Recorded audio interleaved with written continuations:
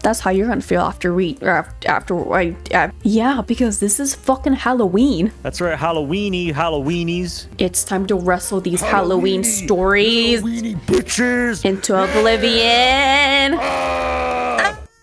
So, this is a special case story. I'm typing this out because I got the idea as I was coming up the stairs.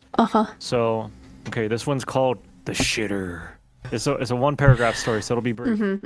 There was a toilet in a house had not been used in over 7 years. Whoa. Coincidentally, that is 7 times longer than the ring would kill someone. One day, I decided to use the toilet. My poop came out of my butthole and plopped into the water. I heard a voice cry out, "The shitter is near." So then I wiped my butt and looked into the toilet to make sure I had a healthy poop. It had eyes as wide as the devil's, and a turd as long as the serpent. Corrupted. It's supposed to be scary. It is. Okay, I'm getting spooked. Corrupted Eve. Corrupted Eve. Whoa. I knew this Garden of Eden was the 13th sacrament on the night of Hallows poop. Then I flushed. The end. Unbelievable. Spooky toilet. Spooky Wow. toilet. Toilet. Wow. This is supposed to be a scary video. I got all of these scary stories from Reddit. This one is from r/scary stories. It's a subreddit for original written short horror fiction. It's called The Night I Let It In. Let what in? Exactly. Let what in? It started with tapping out my window. I thought it was just a branch until I heard the whisper, "Let me in." The voice sounded like a child, but wrong, like someone mimicking a child's voice and failing. The tapping moved from window to window, then to the door. I stayed frozen in bed as the doorknob slowly twisted, then silence. That's when I heard the knock inside my closet. Sorry.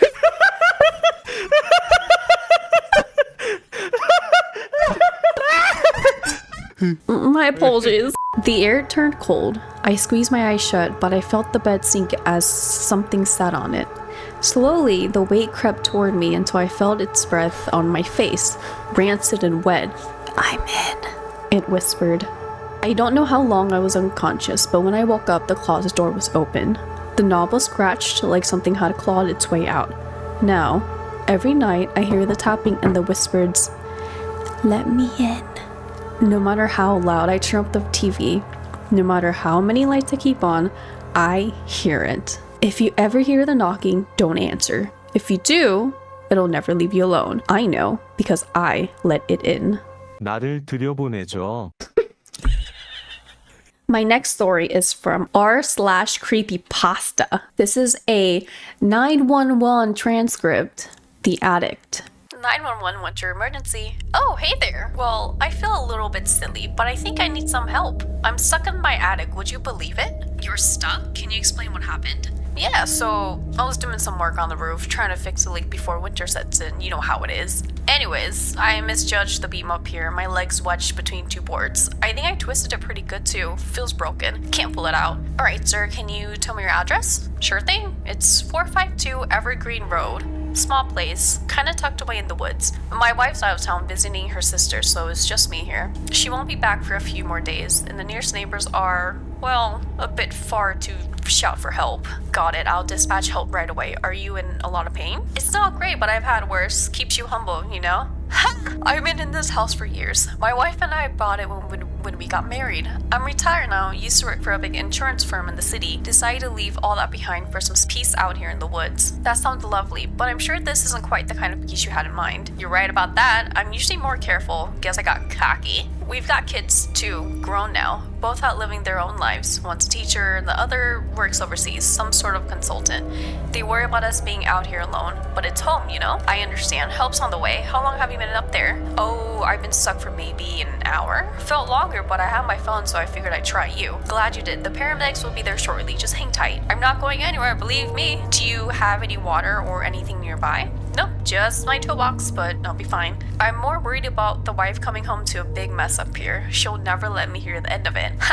I'm sure she'll be glad you're okay. Yeah, she's a good one. We've been together almost 40 years now. It's quiet without her though. She usually handles all the meals, and I'm hopeless in the kitchen, so I'm looking forward to a big steak dinner when she gets back. That sounds great. The paramedics should be arriving soon. Just hang on. Okie dokie. Thanks for keeping me company. I've been talking to myself up here. Thought I'd lost it for a while. No problem at all. And just make sure you stay calm. Help's almost there. Incident report October 8th at 4:15 p.m. When emergency responders arrived at 452 Evergreen Road, they found the house in an advanced state of decay. The windows were dust coated and the yard overgrown. Upon entering the house, the responders were hit by a foul stench. The refrigerator was full of rotted food, and the rest of the home appeared untouched for years. In the attic, they discovered the body of a man. His leg was trapped, just as discovered as the 911 call, but the body was severely decomposed. I don't know how to say that word. The attic was covered in dust. The cobwebs hung from the rafters. Something else that caught the attention of the paramedics was large nails in the man's mouth, eyes, and scattered around his torso. Coroners could not explain why they were present in these locations. They suggested the man put them there himself before he died. However, if this was an attempt to end his life, there were other tools within his reach, like a hammer and a saw. The nails would have caused extreme pain, but weren't the cause of death. The home showed no signs of recent habitation. According to records, the man, identified as Thomas Delaney, had died nearly a decade ago. His wife had passed 2 years prior in another state. Their children, once living abroad, could not be traced. It was as if the family had vanished. Investigators are still trying to figure out how the call was made, as the phone found in the house had long been disconnected. No explanation has been given for the apparent time lapse between Delaney's death and the 911 call, which was traced back to the attic's landline. The case remains unsolved. No poo-poo. No poops. Lots of shit though. But I will say, that story made me want to play Outlast. This story also comes from r/creepypasta. Title is, Are You Awake? No.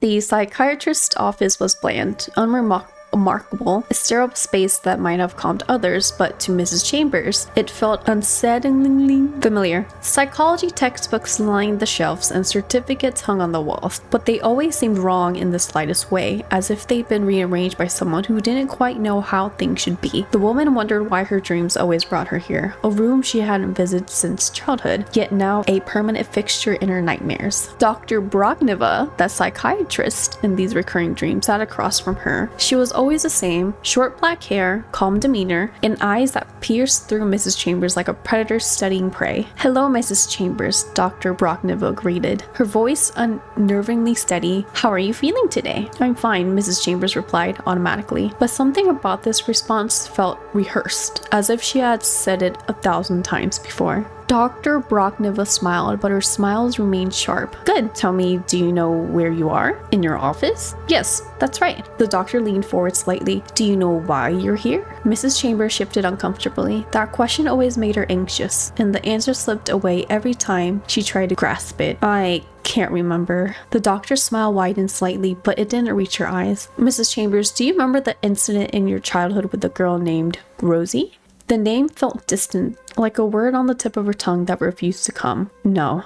She's not here anymore, is she? Dr. Brogneva's voice was almost a whisper now, and you've been blaming yourself ever since. A cold dread washed over Mrs. Chambers. The memory stirred somewhere deep, but she couldn't reach it. A sense of guilt clawed at her, but she had no idea why. I have another question for you, Dr. Brogneva said, her tone shifting as she leaned back. There was something unsettling in the way her expression suddenly darkened. Are you awake? Mrs. Chambers blinked, her mind whirling. No, this is a dream. It's always a dream. None of this is real. The doctor's face twisted into something unreadable. Mrs. Chambers, this isn't a dream. We've had this conversation so many times, and yet you keep slipping away. I've never met you in real life, Mrs. Chambers insisted. This place doesn't exist. You don't exist. Dr. Brocknova's eyes gleamed with something like fear, or perhaps it was pity. This is real life, Mrs. Chambers. How would you feel about increasing your medication? Mrs. Chambers shook her head, anger rising. I don't take any pills. My husband would never approve of me taking anything unless it was an emergency. Pills are the devil's candy. Dr. Brocknova scribbled something on her pad. Still no progress with patient 66, she muttered under her breath. From a drawer, the psychiatrist pulled out a glass ball on a delicate chain. It was a perfect sphere, iridescent in the light. Mrs. Chambers was mesmerized, her mind blank as she watched the color shimmer and dance around the room. Mrs. Chambers, the doctor's voice broke through the trance. While you appreciate the dancing lights, I'll ask you one last time. Are you awake? The question rang in Mrs. Chambers' ears like a cruel echo. Rage bubbled inside her, uncontrollable. She stood suddenly, her fingers wrapped around the heavy iron bookstand on the desk. Dr. Brocknova didn't move, didn't even flinch. With a violent swing, Mrs. Chambers brought the bookstand down on her own head. Blood splattered across the walls, dripping onto the floor. See? She spluttered through her broken teeth. If I were awake, I couldn't do this. She raised the stand again, ignoring the blood that poured into her eyes, and struck herself once more. Dr. Brocknova shouted for help, smashing the emergency alarm on her desk.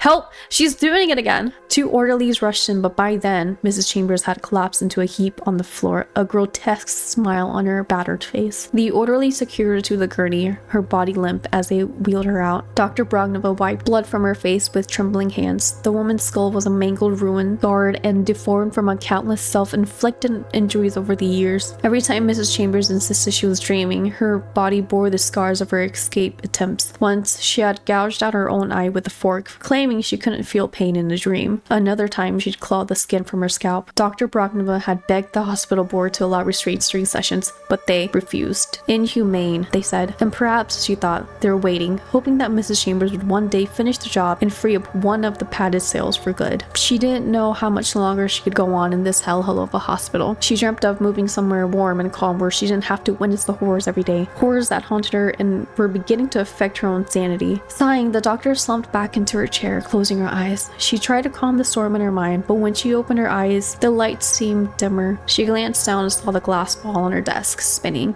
Its rainbow lights cast glowing eerily reflections on the walls. A cold shiver crawled up her spine and a terrifying thought entered her mind. Am I awake? So this one comes from r/ghost stories. This is a Korean urban legend called The Girl in the Bookshelf. So in a quiet library, a diligent student was burning the midnight oil, preparing for his final exams. As he flipped through his textbooks, he felt an unsettling sensation, like someone was watching him. Glancing up, he saw a girl peering at him through the gaps in the bookshelf. She had an unnerving smile, rested her chin on her elbows, her eyes fixed on him. Dismissing her as just another late-night student, he returned to his studies. Hours passed and the library began to empty. The boy noticed the girl again, this time through a different bookshelf, still smiling that eerie smile. He tried to ignore her, focusing on his notes. As the night wore on and the library grew silent, the boy heard a strange tapping sound. Looking around, he saw the girl again, now standing at the end of his table. Her smile was unchanged, but something was different. The tapping grew louder, and he realized it was coming from her elbows, which were tapping against the table as she moved closer. In a horrifying moment of clarity, he saw that the girl had no lower body. She was floating. Her torso ended in a ragged, ghostly mist. The tapping was a sound of her elbows hitting the table as she moved towards him with unnatural speed. Terrified, the boy grabbed his belongings and fled the library, never to return after dark.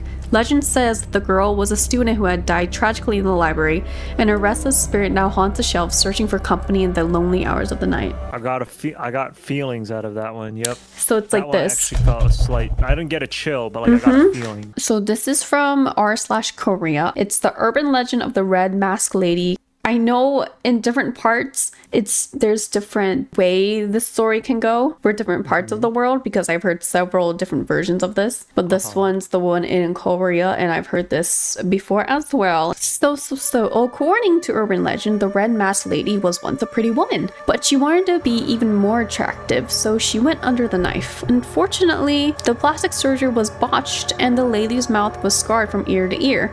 Think Joker in The Dark Knight. From then on, the lady wandered the streets at night wearing a red mask. She would ask random strangers she encountered, "Am I pretty?" If the person replies yes, She would take off her mask, say, "I'll make you just like me," and then rip the person's mouth apart. If the person replies no, she would kill him or her. As you can see, you just can't win with the red mask lady, which was the most frightening aspect of this horror story. I remember as a child constantly looking back when walking through dark alleys in order to see if the red mask lady was following me. Now, I've never heard of this in Manila, but I have heard about the Korean version of this story, yeah. Many years ago. I hereby submit this story called The Butterfly Room, as read by Jamie. It's an original work. The Butterfly Room. In a rundown house out in the middle of the American prairie, there lives a monster. This monster always hungers and is never full. No one knows where this creature came from. Maybe Arkansas, maybe Georgia. Some say it's not even of this earth. The monster mostly keeps to itself. It never leaves the house. Drivers passing by see the old wooden grey building and sometimes catch a glimpse of something in the window, but no one else ever stopped to investigate. At night, the neighbors a few miles down the road can hear an awful screech coming from the plains along with the faint sound of banging. Everyone wonders what's in this house, but I know there's only 2 people inside, and one of them is dead. A rotting corpse locked away in a room full of taxidermied butterflies. This corpse lay in a glass case like the butterflies on their podiums. All around this room, frames, bell jars, and the walls are painted red. Rumor says it's the blood of the unfortunate person that died in that room. The door to the room is boarded up from the inside and the window too. The smell throughout the house is awful. Likely because the boards aren't so tightly together due to time. There is a devil in the house feeding on the corpse. It slithers under the door every day to feed. It will open the glass casket and eat just a piece a day because it needs fresh meat to last for a lifetime. And although the body is rotting, the soul is still alive. The devil rests at night, and at night the corpse comes alive again, screaming in pain. Desperate to break out, it beats on the walls and the floor as hard as it can. The corpse still cries, trying to remember who it once was, how it got there as each pounding of the boards shakes and rattles the house. The devil sleeps easily, feeling at home with the torment. Come the morning, the corpse is so drained and so tired, it crawls back into its glass box, knowing it can do nothing more than be eaten away. Still each night, the corpse never gives up hope, and one night under the full moon, with all of its strength, it lifts a butterfly display and throws it at the window pane. The glass doesn't shatter, but the corpse is undeterred. It lifts up the display again and tries throwing it harder at the glass. The devil is coming as it hears something out of the ordinary. The ugly shape-shifter, still drowsy, struggles to slide under the door as the dawn begins to break. The corpse, already so tired, lifts up the display and stumbles back. The devil begins making its way under the door and lunges for the corpse's Achilles tendon, slicing right through. Right as the corpse lets out a deep monstrous groan and screech, it chucks the butterfly display through the window, glass shattered everywhere over the side yard. The devil opens its horrible mandible ready to consume the foot of the corpse. The corpse struggles to hop over to the broken glass in the window frame. As it leans its torso out the window, the sun begins to rise. The corpse feels the warmth of life again. It throws itself as far forward as possible with what's left of its arms. The corpse lands on the broken glass as it clambers to its one good foot. The devil looks through the window in anger and hatred, but it knows it cannot withstand the warmth of life from the sun. The corpse begins to limp away through the field in terror, knowing that even in death, it can be free at last. Wow. It creeped me out. Good enough. Wasn't there? I feel like there was either a book or a movie on some kind of butterfly, but it was someone kidnapping girls and making them into butterflies or something. I have heard of that too. This was actually originally an idea for a music video. Oh? For an upcoming song from my band, Saramu. Look at that little placement in there in the video. Yeah. Everything I've discussed this far in this video will be in the description down below, along with Garret's links. Be sure to check everything out. The talented motherfucker. I don't know about that bit, but thank you. Well, I had fun until next year.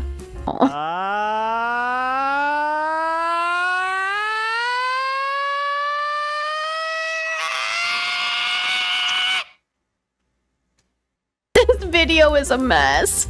Bye!